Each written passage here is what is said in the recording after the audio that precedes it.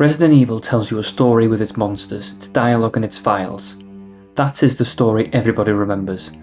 There's a second one running underneath it and the game never says a word of it out loud. It is literally in the background.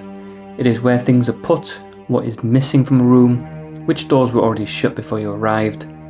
I think that story is as good as the one the game tells you out loud, and in places I think it is better. And I do not think this game gets anywhere near enough credit for it. There is a name for this: environmental storytelling. So here is the Spencer Mansion, read as a house instead of a level. How the mansion gets you through the door. This is the ground floor, and this is the room you start in. Sit in the middle of the house. Nearly everything you do over the next few hours runs back through here, so the game spends its first minute making sure you like it. You can see almost all of it at once, which is not true of everywhere else you will go. Red carpet, a staircase that splits and comes back together, portraits, a chandelier. Nothing is broken, nothing is boarded up, nothing is in your way. It looks like the entrance hall of a house that is still being lived in, which is the last time this game will let you think that. And it is not one floor. The balcony you can see from down here is the same room. One space, 2 stories tall, wrapped in a gallery. There is nothing else like it in the building. It is also the brightest room you'll stand in. The lamps are lit, the sconces are working, and you can see into the corners. Most of this house is dark. This one is not, and it is the only welcome you will get. The game's own files call it simply Main Hall, the centre of the house, named like an address. One more thing about it. It is spotless. No dust, no mess, no marks on the carpet in a house where everybody is dead or worse. Somebody kept this floor clean right up until they could not anymore. So where's the cleaner? Well, he is probably still here somewhere. How the mansion stops you leaving. So you try the front door. It is the first thing anybody does. You came in through it a few minutes ago. It is right there, and it is the most obvious way out of a house you have just been chased into. And it opens. Then the game takes it out of your hands. There is a dog out there, and you are put straight back in the hall. The door was never locked. The house simply will not let you use it. There are over 100 ways to get from one room of this estate to another. Doors, gates, ladders, hatches, a lift.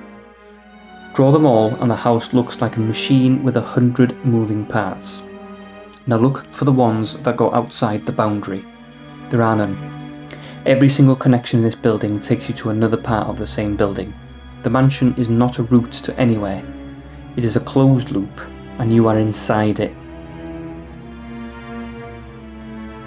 6 of those doors are ones the game tells you flatly will never open. 2 are welded shut, 1 has no keyhole at all, 1 is blocked from the other side, 1 has a broken handle. And when you walk in for the first time, at least 15 more are already locked. 6 of them open with the same key. 3 of them take a lockpick. So if you're playing as Jill, 3 doors in this house are open to you that are shut to Chris. Nobody locked any of those for you, they were locked before you arrived.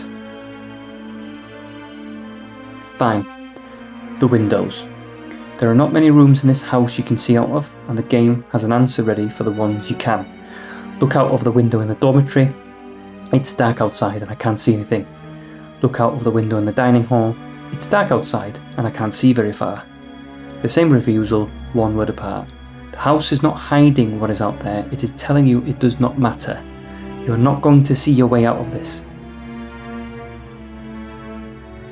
There is exactly 1 place the game lets you look at something and take it seriously. Up on the helipad lookout, you can see over the courtyard, and down on the pad there are lights on. That is the view you are granted, not a road, not a gate, not the way you came in. A helicopter pad on the far side of the grounds that you have no way of reaching yet, The house has been saying no for 20 minutes. This is the one time it said something else, and even that is only a maybe. And this is the whole thing. The mansion, the courtyard, the guardhouse, the grounds. Look how much forest is around it. There is no road on this picture, no neighbours. Nothing is coming past by accident. The house does not have to lock you in. It was built somewhere that does that job for you. The house was armed, and then it was not. There is a room on the first floor with a gun rack, a desk and a display cabinet. It is an armoury. The game's own files have a name for it, and the name is Vacant Room. Somebody typed that in before the game shipped, and is the most accurate label in the building. The cabinet has a glass front and a lock. There is nothing in it. The rack on the wall is empty too. The desk is bare. This is a room built to hold weapons for a building full of people, and every part of it that was supposed to have something in it has nothing in it. Nobody says a word about this. It is just the state of the room when you walk in. There is a second armoury in the guardhouse, and it is underwater. The guns are still there, you can see them. They're all wet and useless, and the estate knows exactly why there is water down there. A report written in that building says a scientist went mad and broke the water tank. So one armoury was emptied by people, and the other is standing in the mess of one of them made. 2 rooms, 2 different disasters, and the same outcome. When it mattered, there was nothing to pick up. So where are the guns? They are scattered, and every one of them got where it is by accident. Forrest's weapon is on the east terrace because Forrest died holding it. Brad drops a rocket launcher on the heliport at the very end. The shotgun is in a room with a ceiling that comes down on you. The Colt Python is behind a puzzle with a statue, carried in by the dead or sealed behind a trap. Not one of them is in an armoury. The people who lived there had guns and a room to keep them in. By the time any of it mattered, the room was empty and the rest was underwater. Nobody in this house was going to defend it.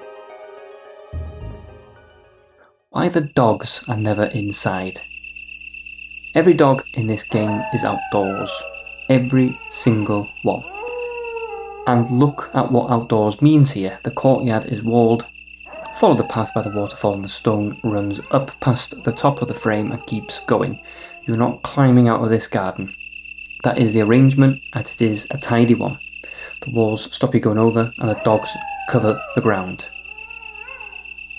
The rooms they patrol are the working parts of the estate, the service yard with the boiler and the stores, a corridor that runs down the side of the building, the paths through the gardens. These are places staff use to get from one part of the property to another without walking through the house. They are outside, they are narrow, and they connect everything. Every one of them is in a place where a person on foot has nowhere to go sideways. That is where the dogs are. Inside, you never see them, you hear them. On the second floor staircase, the game tells you the howling of an animal can be heard on and off. That is it. Something is out there, and it is not coming in. Except once. There is a corridor with windows down one side and dogs come through them. It is the most famous jump in this game, and it works because of everything the last few minutes have set up. The animals belong outside, the house is the safe half, and then the house stops being the safe half. One window is all it takes. And they are not sick animals. Down in the laboratory there is a projector, and on one of the slides is the product MA39 Cerberus. Code, a name, and a picture. Nothing about these dogs was an accident. They were made, and then they were put outside. One more thing, and it is only true in one place. In the L-shaped corridor, there are 4 of them the first time. Come back later, and they are not there. 2 web spinners are. I have no idea what happened in between. Did they get out, or did the spiders get them? The game does not say. That one is me guessing. 2 houses, and only one of them was for guests. There are 2 buildings on this estate that people slept in, the mansion and the guardhouse across the garden. They get described as 2 parts of one place. They were not built for the same people, and you can tell from the bathrooms. The mansion has 60 rooms. It has one bathroom, 60 rooms and one bath, in a house with a dining hall, a bar, a gallery, 2 libraries and a room full of stuffed animals. The guardhouse's living floor has 13 rooms, and 3 of them are bathrooms. Put the 2 baths side by side. The mansion's is tiled and panelled, with a proper tub, the kind of room somebody chews filtings for. The guardhouse's is a shower stall in a concrete box. That ratio is not about comfort. 1 bathroom for 60 rooms only works if hardly anybody using those 60 rooms is sleeping in them. The mansion was a place people visited, the guardhouse was a place people lived, at a density that needed 3 showers on 1 floor. And the buildings are honest about it in every other way too. Wood and wallpaper on one side of the garden, painted breeze block on the other. Same estate, same employer.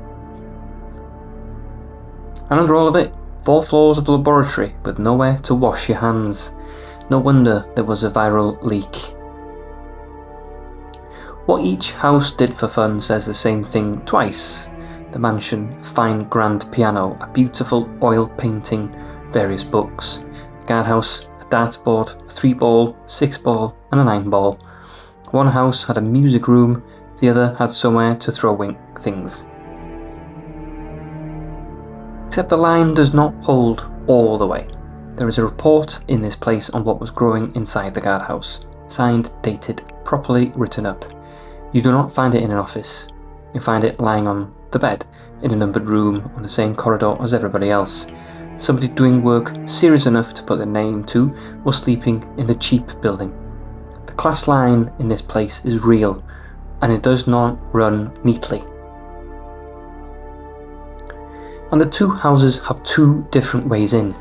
A visitor arrives at the front of the mansion, through the doors, into the hall with a chandelier. A worker comes in past the boiler and the stores through the back. 2 routes across the same ground that barely touch each other. You walk both of them in this game. Most people only ever notice one. Somebody cut a door into the rock. Underneath the courtyard there is a second place, not a basement. The walls are rock, cut and shored up with rails and lamps through them. 10 rooms of it. The game has its own word for this place, and the word is the caves. Somebody put a door in them, ran power in, and started using them. 10 rooms, 6 of them have something living in them. Not one of those things is a zombie. That is worth sitting with, because upstairs everything is a zombie. The house is full of people who used to work there and now do not. Down here there are spiders, and there are things Umbrella made, and there is nothing that used to be staff. So either nobody was down here when it happened, or whoever was down here got out. The workings are all still standing, the rails, the lamps, the props. Nobody died at their post in these 10 rooms. In a game that tells you almost everything by leaving a body where it fell, an empty room is not nothing. That last part is me reading it. The game does not say where those people went, but is very careful not to leave any of them here. There's a break room down here, a table, chairs, the place you would sit for 10 minutes with a flask. The game has no text for it at all. You can examine this room and it has nothing to say. Somebody worked down here every day and did not leave a single word behind. And at the end of it, a generator. It's a power generator, but does not seem to work. Whatever it was running, it is not running now. Not the house. The house has its own power, 4 floors down in the laboratory. What this one was for, nobody says. If you are enjoying this, subscribe. There is a lot more of this house to go. The building under the building. There is a laboratory under this estate, and the way you enter it tells you what it is. You come in at the top, B1, then B2, then B3, then B4. There is no ground floor to this building, there is no reception. Every level goes further down, and you never once go up. Look at how it is laid out. Corridors that ring around a core. Doors that need a passcode and then another passcode. It is not a basement of the house, it is a separate building that happens to be underneath one. And the house on top is the part you are allowed to see. Here is something the game says 3 times and nobody notices. In the researcher's private room, a switch for the air conditioner. In the X-ray room, it's an air conditioner switch, but it is broken. And in the morgue, there's an air shaft. That is the entire climate control of a sealed facility 4 floors underground. And one of those 2 switches you can find does not work. The only part of that system still doing its job is a duct wide enough for a person to crawl through. This is the culture tank room. Glass cylinders lit from inside, tall enough to hold a person. What Umbrella made, it made in here. And this is the only place in the game where you see any of that. Upstairs you meet the results. In the corridor, on the stairs, in the garden. Down here you see the process, the tanks, the racks, the tooling. The house is full of consequences. This one room is full of intent. There is a projector down here with slides in it, and the slides are the product list. Umbrella, Cerberus, Neptune, Hunter, Tyrant. That is what they meant to make. Now look at what is not on it. There is no Chimera on those slides. And there is no zombie either, because the zombie was never part of the plan. The thing that took this whole estate is the one thing on the property nobody designed. That is my read of it, but that is what the slides show. The worst place in this building to stand in is the power room. It is orange, it is loud, and the machinery is packed in so tight that the walkway bends around it. You cannot see more than a few feet ahead in any direction, and chimeras are lethal. That is the room they put them in. One last thing about the laboratory, and it contradicts itself. It looks filthy. Stained tiles, rust, water on the floor, the morgue. It is the dirtiest looking place in the game. The game's own text disagrees.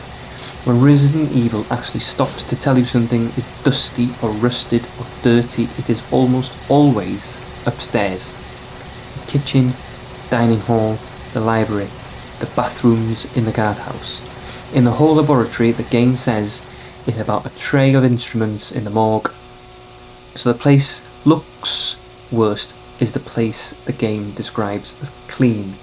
I do not think that is a mistake. I think the lab is meant to be a working building, and the house is meant to be the one going bad.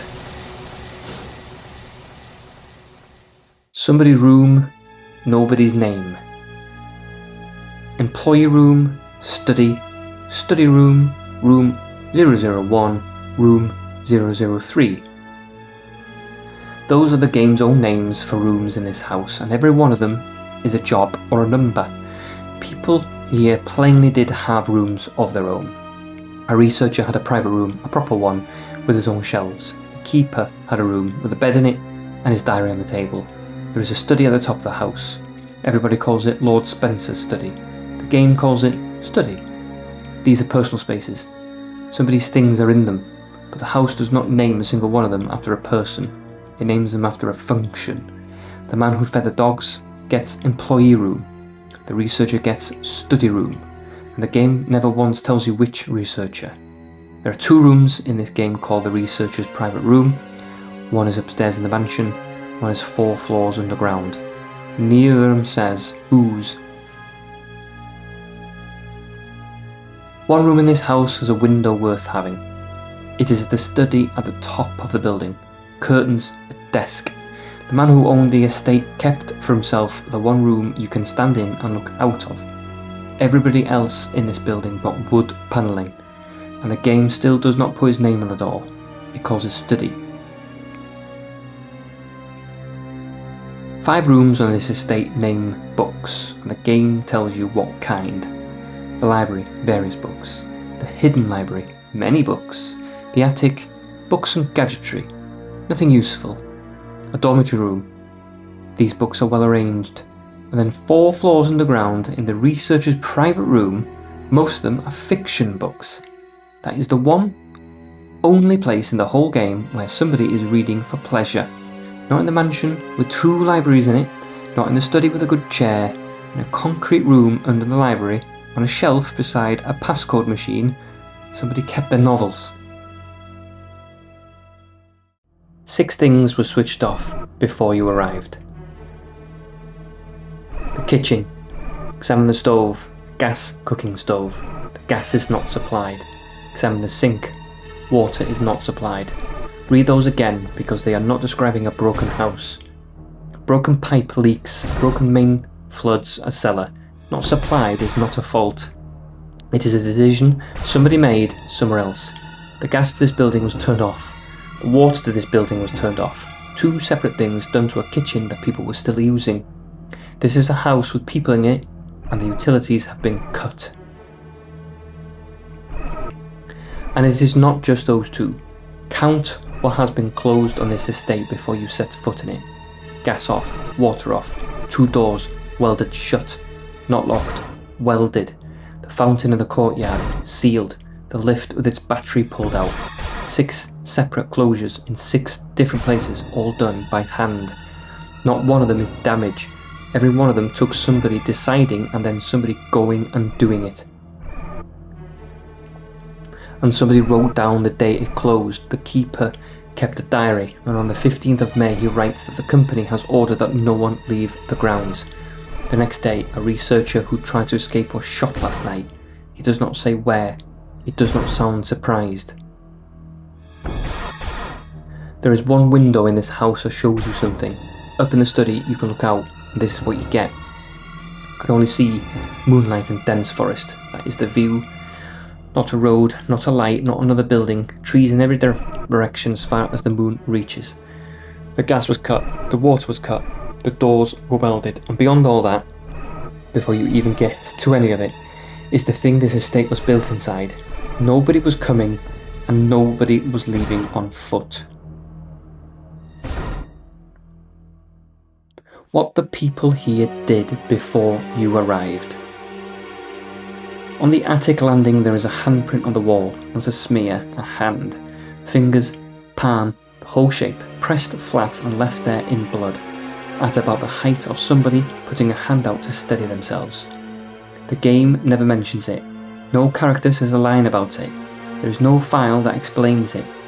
It is painted into the wall of a room you walk through on the way to somewhere else. And if you're moving quickly, you will never see it. Somebody stood there, somebody was hurt, put a hand out, and either kept going or did not. That is everything we get. The game will not tell you whose it is, and neither will I.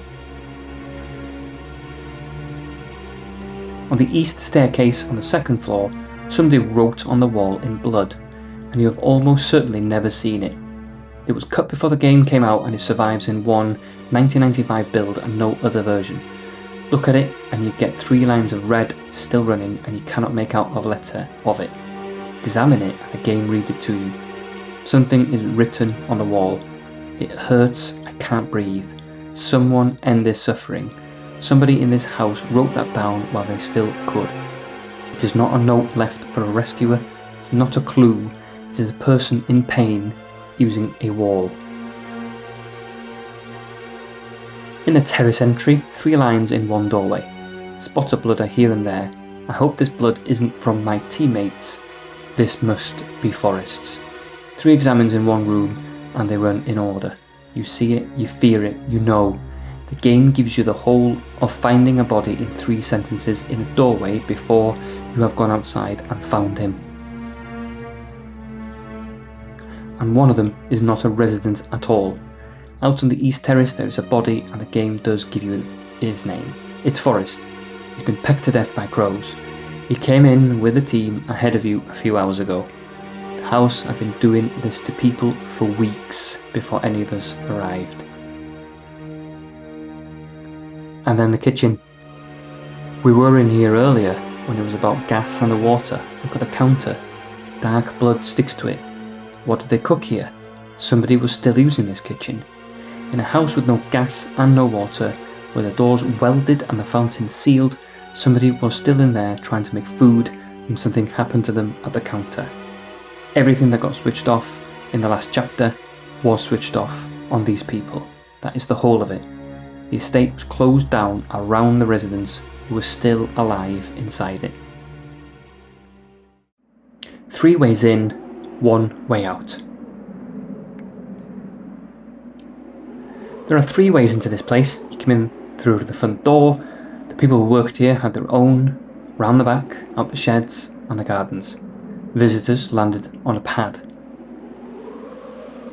And there is 1 way off it, that pad, the same one you looked at from the lookout hours ago with the lights on. You can reach it eventually. Not directly and not from anywhere near where you started. Getting there takes you down into the courtyard, through the other building and out through the bottom of the laboratory. Somebody who worked here could have walked that ground in a few minutes. By the time you do it, it is a tour of every closed, flooded, welded and sealed thing on the estate. Every one of those closures was done to somebody. The gas, the water, the 2 welded doors, the sealed fountain, the lift with its battery out, the rooms that stay dark, and the estate had orders. Not a note, not a diary. Typed instructions on a table in the trophy room marked top secret. Lure the member of STARS into the lab and have them fight with the BOW in order to obtain data of actual battles. That is the shape of it. The place was shut, the people inside it were left, and the next set of people through the door were brought in on purpose. This is the last thing the house shows you, a painted H on concrete in the open air, on top of a building nobody is coming back to. It is the only way out of the Spencer mansion. He has been there the whole time, and getting to it took everything. I have cut a lot out of this. There are examples in this game I could not fit, rooms I wanted to spend 3 minutes on, lines I have made in a document for weeks, another time maybe, because here is the thing I keep coming back to. This was Capcom's first Resident Evil, 1996. Fixed cameras, fixed budget, and a script people have been laughing at for 30 years. And they still built a house that tells you what happened in it without ever once sitting you down and explaining. Then you got better at it. Resident Evil 2, Resident Evil 3 and the remake all took what 1996 did and went further with it. Watch out for those videos, and thank you for watching.